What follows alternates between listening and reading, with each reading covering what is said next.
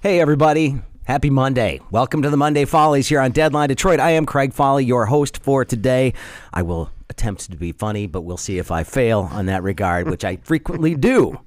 But as we do every week for the Fahles, we have guests, and my guests today include Joel Sklar, a civil rights attorney who is making his first appearance on the Fahles. Thank you very much for being here. Appreciate it very much. Good friend of Deadline Detroit. Thanks for being here. And also, Spencer Hayes is back. You saw him probably about a month and a half ago or so, maybe a little more, on the Fahles. It seems like yesterday. He's a senior publicist for C&B Scene, also the managing partner and co-founder of Apropos Music. And coming up Thursday night, Apropos is going to be over at the Foundation. Yep, he's going to be playing at the Apparatus Room, which is located in the lobby of the Detroit Foundation Hotel over there on Larned, across from Kobo, or whatever we're calling it these days, or soon to be. And they do a Foundation After Dark series every Thursday night. They have live music, art, photo exhibits, any and number lots of of things. very cool people that show up, too. So it's a great place to network, movers and shakers, and the way things are these days, random huge people will just kind of show up, and it's a really great chance to see artists, local artists from the city, and it does focus on artists of color, which is I think a very important thing. It's something that I definitely in our business try to focus on promoting those issues, because as Twitter Detroit account learned over the weekend, that in a city that is the largest majority black city, I believe upward of 80%. Yeah. When you take a photo of, and I say this, of course, with three white men speaking, but in an office of Twitter Detroit, and they took a picture over the weekend because Jack was touring, kind of doing his mea culpa, Mark Zuckerberg style. Look, I'm so in touch with the people tour. They took a photo of Twitter Detroit, and it was like 9 white people. Yeah, and it's like, great. And so people who public relations services, C&B Scene, hi, thank you. We are available, because that's pretty obvious to anyone that's like caring about anything relating to optics. Yeah, well, and we've learned a lot of lessons about optics in Detroit over the last few months, whether it's wraps that you're putting in buildings, on the front of buildings, or you're getting ready to redevelop them, showing nothing but white people, So people should figure this stuff out. Yeah. Appearances matter. Well, why don't we start with appearances matter? We'll get to President Trump in a minute, because there's a lot to get to. But the stuff that was all over the news this morning was Joe Biden.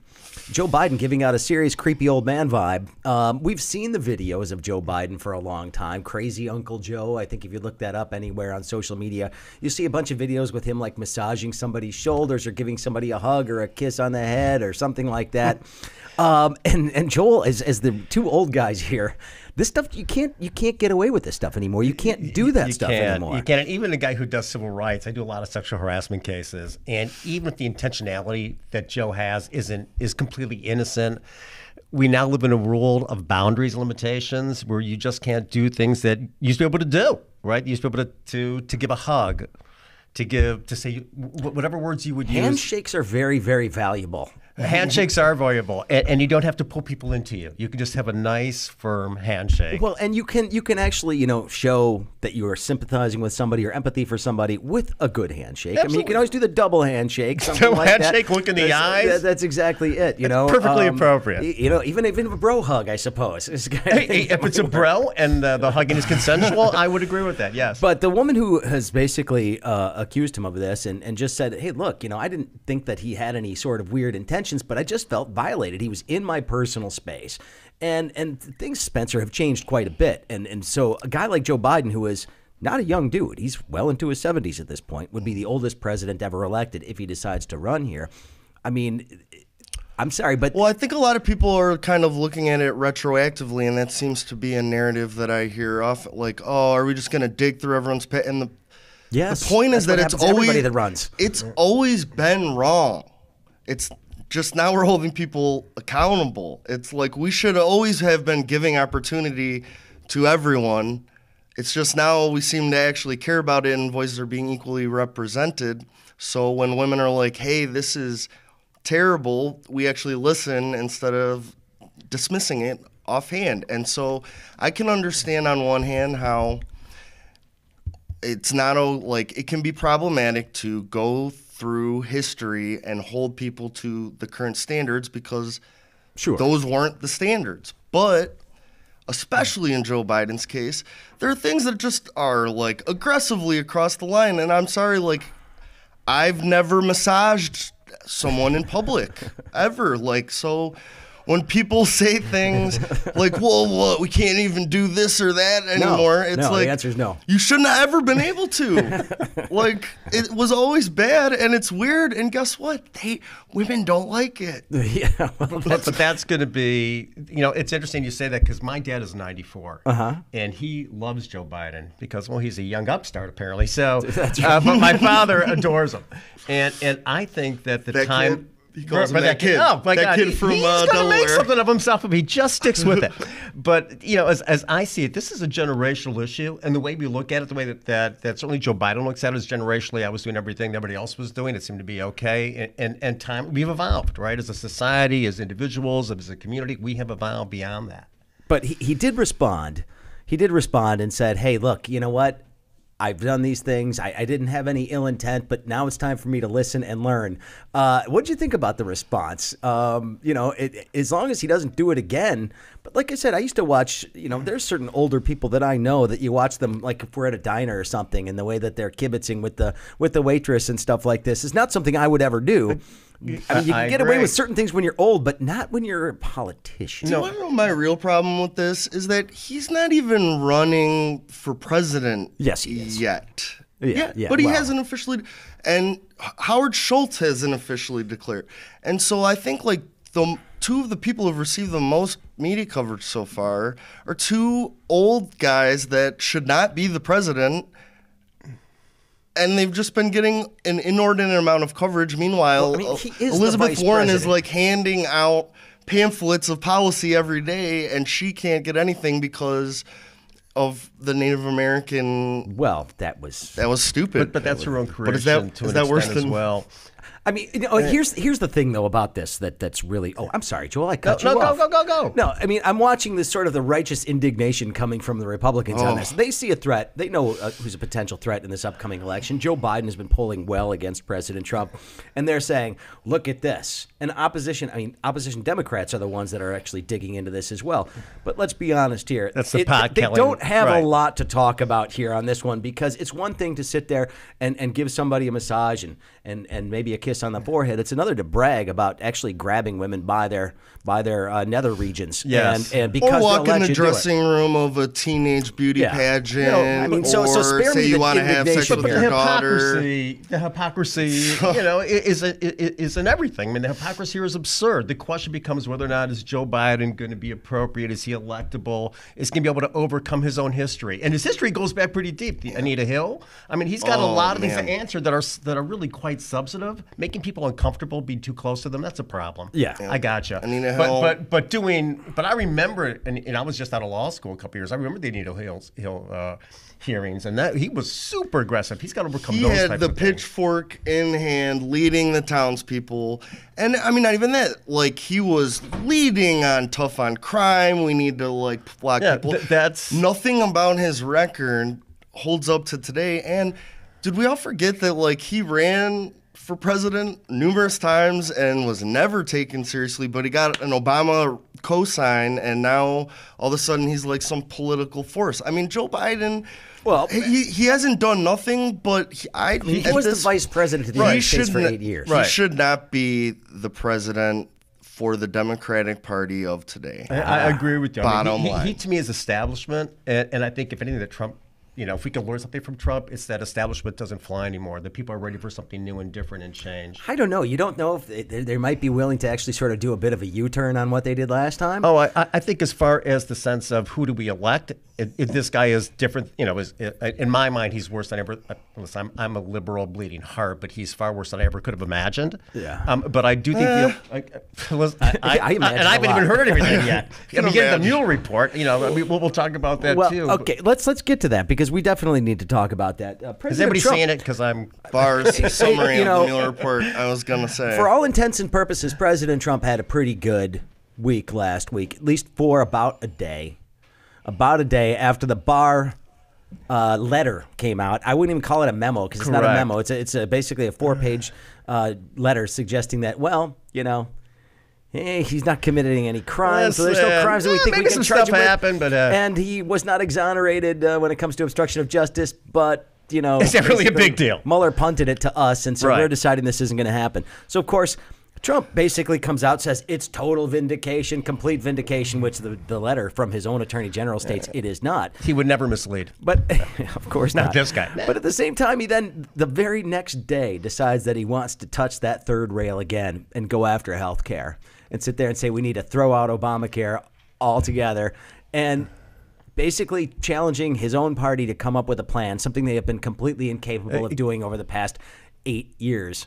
Come up with some sort of an alternative to Obamacare. They have not been able to do it. They don't have a plan now. They're not going to have Why one. does Donald Trump insist on destroying his own momentum? Because he had a lot of it until he started talking about health care. Do you think he's destroying it? I don't think he is. I think he's distracting from really looking at them. Nobody has seen the Mueller report. Well, we're commenting on a movie we have never this seen. This is not going away anytime soon. No, but they said mid-April, I think. I will say it is April 1st, so we're talking from, a couple 2 of weeks. 2 weeks where this is going to be front and center. Right. From a PR perspective, I can somewhat respect how they had Barr come out and kind of muddy the waters. Just a tad. He's also speaking to a group of people that genuinely don't really care that much, regardless of anything that he does. It's the shoot him on Fifth Avenue crowd. That base, that 30% has been as hardcore as anyone, and they know that they're going to put this out. The media, which if there was ever something that was going to kind of undercut the liberal media narrative, this should be the Exhibit A. Because an attorney general who wrote a 19-page unsolicited memo applying for the job, essentially, looked at a, from all accounts, 300 to 1,000-page document with a 4-page assessment that included, I believe, a sentence or two of actual quotes from the report. And somehow we're supposed to just take that as word, and the media, Right, the Washington Post, New York Times, both without any caveat saying that, Mueller says this. And it's like, we don't know that, and it's just... It drives me crazy. It's how many people in the mainstream media, which is theoretically just behind, it's like basically an arm of the Democratic Party if you listen to the right, they're just eating it up by a guy that, they've all lied about Russia. We don't know any of the context. And here's the other thing. We built Robert Mueller up as this paragon of justice. He was going to ride in on a unicorn and save us. He's a lifelong Republican who works in a establishment law enforcement agency. Well, there's no reason to believe that he was going to err on the side. I'd like to think that he erred on the side of honesty. Right, of this is what I found. we don't know how he did, but he punted. Out. He punted. But at the very least, you sit there and say the newspapers did all this kind of stuff. Yeah, they did put out the stories suggesting that the Barr report said this, but if you look at how many pre-orders there are for the full Mueller report on Amazon and all, everybody's going to be putting this out in different ways. This is not going to be something that people don't read. This will be very, very correct. read. And if you look at historically what Trump has said, when he has denied liability, denied responsibility, have turned out to be not true typically. So my guess is the statements that he said on complete exoneration, there's not even smoke here, let alone fire, is an absurdity. And when we see the Mueller report, we're going to see there are a whole bunch of facts that need exploration. I think Mueller, again, I think he has integrity. I think he was brought in to do his job. I think he limited himself to doing the job. He didn't overstep his bounds. He's leaving it to Congress to say, listen, I'm going to give you whatever I got. This is really your job. Which was fine. He's living in a Joe Biden 1990s world where I will do this and they will 90s, so long ago. I will let the Congress handle it and they will do the right thing because these are the elected representatives of the people and they have our best interest. And they're not gonna. But he's not going to indict, right? His position was, I'm not going to indict, and if I'm not going to indict, who is? It's up to Congress. Well, speaking of indictments, maybe the Southern District in New York. This is an important point because This tells us a lot about President Trump. When he says total vindication, he's only talking about his own skin. He's only worried about saving his own skin. But even he's not totally Nobody else is, vindicated at because this there's point. a whole bunch of people that actually have been impacted by this investigation. 30-plus indictments. And if you think about this, if Mueller was to have released this all and said, oh, by the way, here's 34 indictments coming out of my investigation, they don't include President Trump, but they do include a whole bunch of people around him. If it was all at one time, this would be the bombshell absolutely. of the That was of American I've history. been thinking that for a very long time. The and slow drip sort like, of numbed us to this stuff. And also the fact that a lot of the crimes were committed openly in public. If we had found things in an email that he said on NBC News saying, I fired James Comey because I wanted to end the Rust investigation, I think that it would seem a lot more nefarious. But because he said it in his stream of conscience, nonsense speak, he doesn't think about anything he's saying. And so he just says it. And I agree. Like, Rick Gates is the former deputy campaign manager. He didn't work for me very conspiracy long. against, like Michael He was a Flynn, national coffee boy. security advisor, one count of wine, George Papadopoulos, Papadopoulos, also a coffee boy. Michael Cohen, Coffee. He got me coffee. And bad legal advice. Paul, That's right. and then Paul Mann, like the idea that More of a any fashion other consultant. president could have their campaign manager going to prison. Yeah. Well, And that would be a win. Like, that's the other thing, is that it was presented as a win.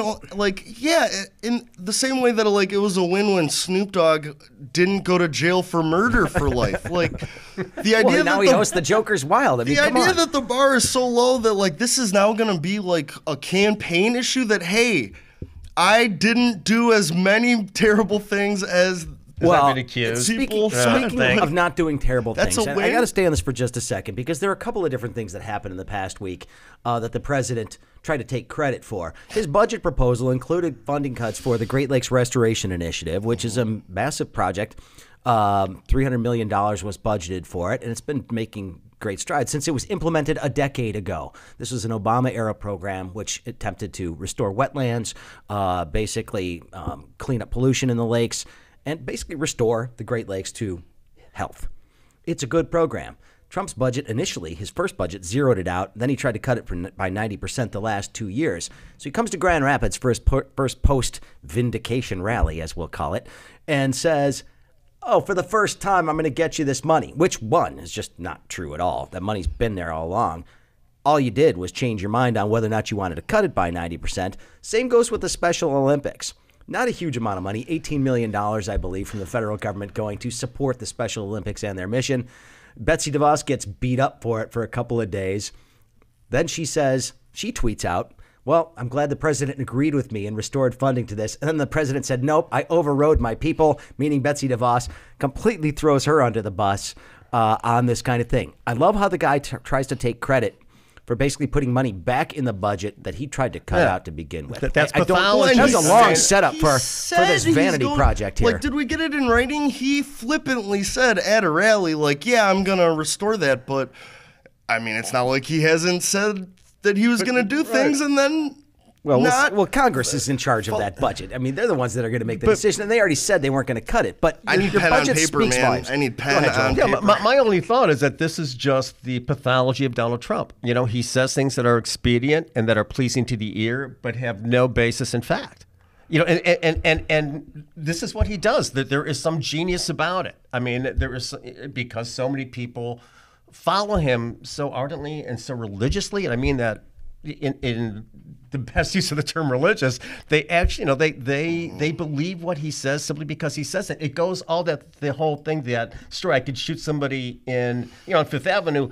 That's right. You can do illegal acts in plain sight. That's what we're saying, or acts that are questionable in plain sight and not be accountable for them. And that is maddening, especially to me. I mean, I'm a rule of law type of guy. I do civil rights. Probably. And if I heard the defense lawyer tell me, well, here's what Joel, I'm not going to show you this document. Here's what it says. You got to be kidding me. I mean, okay, that's fine. We're done. But what if they're a known liar? Well, but that's my point. Even if they're known to be the most honest defense counsel in the world, I want to see for myself, what does that document say? And that's why it all goes back to me again. This Mueller report. It's apparently a long movie, well directed, that nobody has seen, and people are giving their opinions on it when I haven't seen it. You haven't seen it. It drives me. I want to see it, and then I want to talk. All right. Well, let's move on here because we could talk about that for a long time. The Special Olympics thing. Go ahead. I mean, $18 million is absolutely nothing. And again, from the gross PR perspective, if I was representing any major athlete, LeBron James, I'd be like, bro, write a $20 million check right now, and you will be. You're not doing anything else. But. It's just one of the most disgusting. There's a lot of cynicism. But isn't that making the point of Betsy DeVos that that's just something that the philanthropic sector should be taking care of? That's the point she was trying to make. Well, can't we make that deal first? Yeah, like maybe I would agree. align a philanthropic endeavor to get that in place before optics. You then. We're back to optics. It looks just bad. Punching it looks down. really, to really me, bad. nothing Shouldn't hurts government me more be a than little bit philanthropic? I think so. I mean, isn't that part of what government's function is to be? Yeah. Is to be just that? Well, and do a lot of the things that the private sector doesn't want to do because it doesn't make them money. It's not profitable. Exactly. Correct. And I'm sure there's plenty of business people who would fund our military. for a proper return. I mean, Right? that's So, and they like, do. There's a bunch of private citizens trying to fund the wall right now. Let's cut that, and they can handle the military. Because, I mean, it's just there's so many things, and you're always going to have different priorities. But just how much more can you punch down than to take away from the Special Olympics? Like, You it is can't. like the one special thing we do for a certain group of people. And she is just so callous about it. And it has such importance for people's lives, parents, families, the individuals. I mean, these things are really quite meaningful. And to be so cavalier in getting rid of them, it reflects the people that we're talking about, that callousness. Well, I should remind folks, my guests, once again, Spencer Hayes is with me, as is Joel Sklar. We'll move on because I do believe we've already used up a whole bunch of our time here.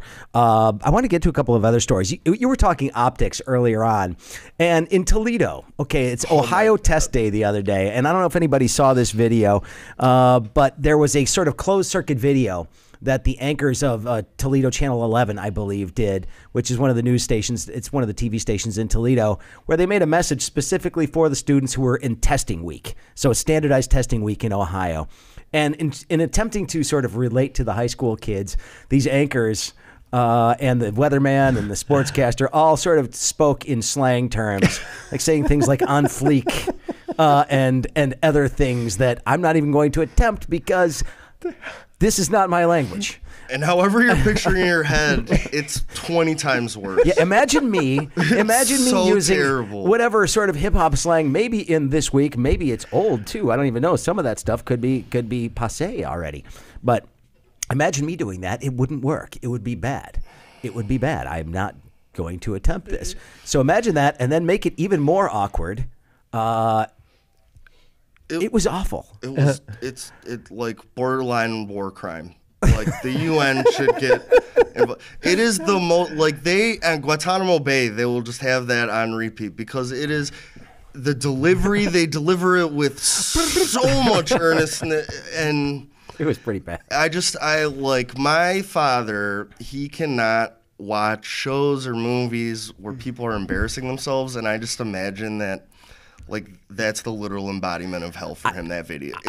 I wonder what the meeting was like, the production meeting for that segment. Whose idea? Knocked it out of the park. Right. I would have. This is a winner. They're going to love this. I've been in a lot of production meetings when it came to things. I've used a teleprompter on very, very few occasions in my career, like maybe 2 or 3 total in my entire career if I worked off a teleprompter. And if somebody said, here's the script you need to read, oh, and by the way, it's going to include a bunch of slang terms that you're going to look ridiculous saying, I would think, nope, we're not doing that. Were there any costume requirements First here? of all, it's condescending to the kids. Backwards hat, of course. Skateboard, slingshot, that is in the best. pocket. I mean, first of all, I think it's somewhat condescending to the kids. That's a big problem. You don't think any of them were like, oh my God, they get me. That's right. They love me. Yes, a 17-year-old kid getting ready to take the ACT or whatever test they're taking, the Ohio standardized test, is going to watch that and go, You know what? I feel better about my chances now because Anchor Bob told me it was going to be okay. I wasn't and comfortable. He speaks my language. And the weather's going to be all right. Although I don't even know what they said about the weather. I didn't understand what they were trying to say. That just shows how unhip I am. It'd be great to get kids' reactions, though. And we've been beating Those up on Trump and the Republicans, rightfully so I'll throw one for them. Like Hillary Clinton, Joe Biden too. Hillary Clinton's campaign would have been like, "This is pandering, guys. Like, calm down." They might have thought about it though. It's towards the end. Like, I mean, a little bit too late. It was. I can't understand how groups of people. It's kind of like when you see a bad movie, and you just think there's so many checks and balances and things that had to happen. And this is. But was there a certain amount of joy in watching it? I mean, obviously there must because we're talking about it. Oh, it's hilarious. But it is. It's hilarious. But it's like I think that awful movie. Like, my God, it did get worse. Yes, Jaws 3D actually got worse. But if you're working in it. Toledo, okay, you're an anchor in Toledo, right? That's not your be-all, end-all goal if you're a television anchor. Chances are you're thinking bigger market, bigger market, bigger market. Mm-hmm. Maybe not so much. Maybe Akron. Hey, but you know what? I mean, look, that's a big part of how that works. Yeah. And this is out there. This is now out there. Anytime anybody Googles you, this one is going to be out there. This is going to follow you like the plague. It's going to right. haunt you. That's right. You're not exactly Walter Cronkite now, are you? Oh, boy. It's like Sam Donaldson now. I don't know if you've seen Sam Donaldson now, but it gets a little bit frightening. Oh, Well, man. there you go. If SNL, they should have done a Walter Cronkite, just using that exact script that they used. How cool would that have been? This is on fleek. That's right. He could have carried it off, though. Well, maybe.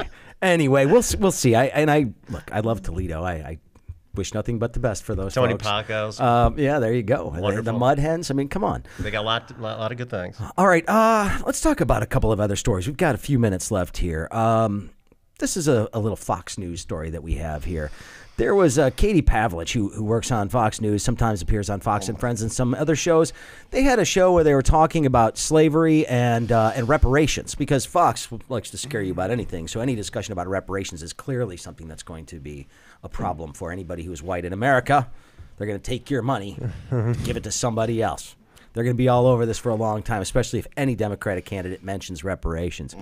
But during that, Katie Pavlich actually came on and said, you know what? I'm tired of this slavery discussion. The U.S. gets no credit for ending slavery.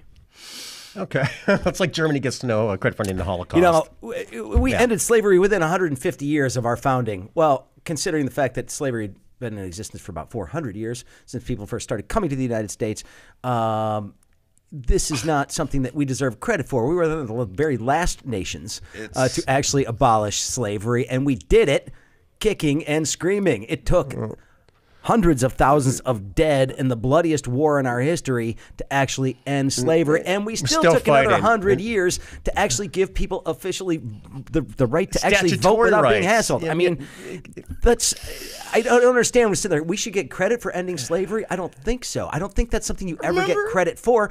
Righting a wrong, saying, yeah, I stopped murdering people. No, that's absurd. I mean, you got to forgive me now. It doesn't work that way. Remember when I said about not holding past events to present day standard, but they were ultimately always wrong? Well, this is that times a billion. Right. What did you say? I actually wrote down two of her quotes because I read the transcript and they're the most insane things. What and did then she I'll say? let Joe. Here we go. You rock props to you. I love this. My point is that we were the country that decided to end it, and we're still dealing with the issue. But if you want to start a problem and to inflame racial tension even more, start blaming people who have nothing to do with slavery for the sin of slavery. That is not fair. That's not the American way, and we shouldn't be doing it. And then later she says, I can't even. You get it. The idea that she is this is a huge W in our column is that but think of the world that she lives in, though. I mean, who started? I don't understand. But it's a reflection. It's a bad look. It's a bad look, and it's a reflection of the world that she's speaking to, a little world. I think a very cloistered world that doesn't acknowledge not only the obscenity of slavery, but we continue to deal with the remnants of slavery every single day. I mean, this is something that is in our blood. It's in our DNA, and as a nation, we'll be dealing with for as long as this nation exists. Yeah, and that's not something that should ever be forgotten. No. There's no credit to be given. No, there's no credit to be given. That's an absurdity. Doing the right thing is doing the right thing. Right. This nation moves so slowly. But again, I've been doing civil rights for 30 years, and the nation moves slowly. The arc of justice is long, but it bends towards justice. It does every now and then. And sometimes I'm not sure if it's by design or by coincidence. Every now and then it does, and every now and then it takes a big jump back, and that's that. And as I see the world today, that's what I'm worried about. Chris Rock had a really great bit that I think kind of illuminates this point, and it was mostly about the difference between income and wealth. And he was just saying, like, I'm rich, I'm not wealthy. Like, I'm at the top of my field. I've been killing it for years. I live next to a dentist. Like, that's kind of the whole idea behind white privilege, which people get so freaked out about because they fundamentally don't understand what it means. But, like, the racial wealth gap is 225 years was the most recent estimate. It would take, on a positive trajectory, for, like, a black individual or family to have the same level of wealth as just a regular white, not the richest people, just anyone. And we are so far away that to pretend that slavery was so long ago, I mean, we are not that far removed. Institutionalized. And it wasn't like slavery's over, we're good. Yeah, that's right. It was like, imagine starting at zero, go, and also we're going to hate you the whole time. Like, everyone just needs to think about how hard it's Monday. We got the whole week ahead. How hard is everyone's life? Everyone has things they're dealing with. Now imagine that, like, the majority of the population just hates you. Well, I wouldn't say the majority. Well, but there are certainly some people out there. But at the same time, it's a legitimate thing. We do have to move on because we're running out of time, because otherwise we can get sidetracked on that issue for a long time. I meant Fox News majority. Oh, well, no. Fox News. That's a different animal. We have to go to Florida. Because Florida Man. Now, everybody's seen the Florida Man challenge that showed up in the last few weeks. Well, we've been doing Florida Man here on the Fahles for a long, long time. Because every week there's something that happens in Florida that just sort of makes you wonder what's in the water. Yeah, what is up with that state? Now, this one, a South Florida man was arrested on Monday. This was last Monday, after he attacked his mother for refusing to dress his mannequin. A 40-year-old man, living with his mother still, which is interesting. But he has a mannequin that he apparently likes to dress. No shots fired. Now, he beat her. He beat her with a kitchen stool, which is bad. But then, to add insult to injury, he started shoving dumplings into her mouth in an attempt to potentially choke her, asphyxiate her by dumpling. By shoving dumplings in her mouth. I think I read the story like 6 times and I couldn't understand what it was, like a fever dream. Yeah, and did he think about, like, were the dumplings, was that like a thought ahead of time? You know what I'm going to do? And what is the mannequin? That's it. What is the mannequin? And what is it? Yeah. Mother, dress my mannequin. I mean, this is like real sort of psycho kind of stuff here. This is Anthony Hopkins. And did Mom really refuse, or did Mom say, I'm not going to put the scarf on today? Now, it's a little bit warm out. There's no need to accessorize. It's spring. You don't need the scarf anymore. Wait, what was going on with that? Yeah, that is a strange thing. My mannequin, I never dress. Oh. It just stays there. I know it's frightening you. Well, I never have my mother dress the mannequin because her taste is just awful. It just doesn't work. Mom, would you stay away? Yeah. I don't understand. Well, who's ready for that dark, gritty mannequin reboot? What we don't know is what kind of mannequin it was. Well, a womanikin or a mannequin. It felt like they were testing an AI program to write news articles. Because it just was so.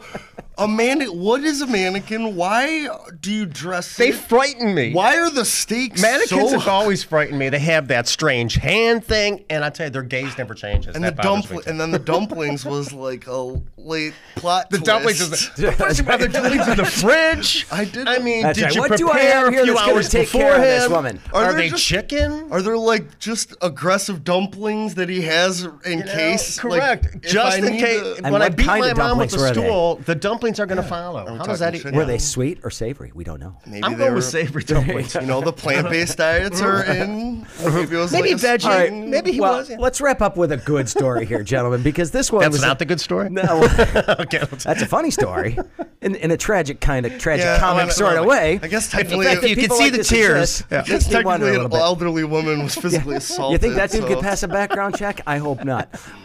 In Florida, yeah. You could get Senate confirmation. Going to get an though. award. Now, Best okay. use of stool. Here's a great story that come out of Nebraska, which has not had a lot of great news lately. I mean, they've had all this awful flooding that's been going on up there. But these two guys were out there cleaning up a bunch of fields, and they were helping everybody. Everybody got together and really sort of helped clean up after these floods. And these guys were out in the middle of this field somewhere, and they stumble upon a refrigerator that had floated away, like a mini fridge. And the thing was completely stocked with ice-cold beer. So it had kept the beer cold this whole time. These guys basically find like 5 cases of beer in there, and they like, check out what we found in the middle of nowhere. Again, the existence of God confirmed. Well, exactly. They called it. They went on photo was social great. media, but here's the best part. They went on social media. They called it the Magic Fridge. Now, here's the problem. It was filled with Busch Light and Bud Light. I was gonna bring okay, that not up. from God. Huge But- caveat. Well, maybe one of the angels. You never When was know. the last time you had a Busch Light? I can't tell you. I haven't had anything in a long time. Again, Guantanamo Bay. College. Busch Light. Well, it could have been worse. It could have been something like Natty or. I know. That's about it, though. I mean, That's right. But the thing is, they found it, and the thing was intact. It had not opened up. It floated through the flood. And the guys posted on social media, and somebody recognized his refrigerator. It's like, hey, that's my fridge. And the guys were cool enough. They returned it to him, minus some a few beers. That's right. Those are great. Joel, as a lawyer, what's the legal onus for that? Hey, Like, do I have to all I 30 know is I days? watched The Three Stooges a lot, and possession was 9/10 of the law. So I'm going to go with the Three Stooges analysis. You find the fridge with the beer, it's yours. I kind of like Yeah. it. I was just looking for And Mo any- loved a good beer. And Frothy. that's on record, right? I'm just looking for any justification that will allow me to keep it. I don't know. What would you do? I don't know. They returned it to the guy, which I That's thought was a the great cool guy, thing to do. right. And they, like I said, we're going to return. They told them, well, we're going to return it to you minus a few fridge beers. is So they had a lot couple more. beers each. I mean, and- what's the retail value on a couple Busch Lights? Like -$7. Nothing, but the guy's probably. What do you think was the first thing he went looking for when he went back into that house? Where's the fridge? No, the fridge is gone, not the fridge. And how could only that be gone? Well, a lot of his other stuff was gone Okay, too, but all they right. just found that. Well, they so. found like an entire like a rec set. Man, there's a TV and everything's working beautifully. That would be a nice find. But it was actually pretty far away from the house too. That was the great thing. It was not that close. It was not like it was just in the field nearby. It went floating for quite a ways. It took a trip. Yes, it absolutely Viking cruise did. line. So yeah, and here's the great thing. Here's how he recognized his fridge from the scorch marks from an old cabin fire and the ratio of Bud to Busch beers inside. So How many guns does he own? I'm just curious. So you to must know do as like well. some sort of thing. Well, I drink the Busch Lights, and then when I treat myself, I get the Bud Light. Is Then that, it is that gets the a way little that bit works? crazy. So he's like, there's got to be 2-to-1 ratio of Busch Light to Bud Light in the fridge. I saw the mannequin head in the freezer was a huge tell for me. There you go. But the subtle differences in taste. Yeah, okay. All right. Well, gentlemen, I appreciate it very much. Joel, thank you very Oh, it was much a for pleasure, being here. please. And you'll be back, obviously. I hope so. We I always have a like great civil time with rights you attorneys guys. on the show. I mean, that's kind of a big deal. It's not a small deal. Spencer, we'll see you Thursday night Oh yeah, over at Apparatus. yeah. Should be a lot of fun. About 8 o'clock, and there's a lovely young woman coming in. She's based in Montreal, but she is from Algeria, and she was actually a refugee. And her name is Mary M. I don't want to mispronounce it, so Okay. But if you go to veryapropos.com, all the details are there. And Very good. It's a great night, and it's a cool way to get in the apparatus room. You don't have to drop a that's huge right. amount of money. You Very can get true. in free, have a good drinks, check out the scenery. And meet some cool people. Have a good well, time. gentlemen, Exactly. thank you very much. We Thank appreciate you. it. Michael Lucido, thank you very much as well for engineering the broadcast today. This has been the Monday Follies on Deadline Detroit. Hope you enjoyed it. And we will see you with the full regular Craig Folly Show podcast tomorrow. And we'll be back next week with more fun. Thanks.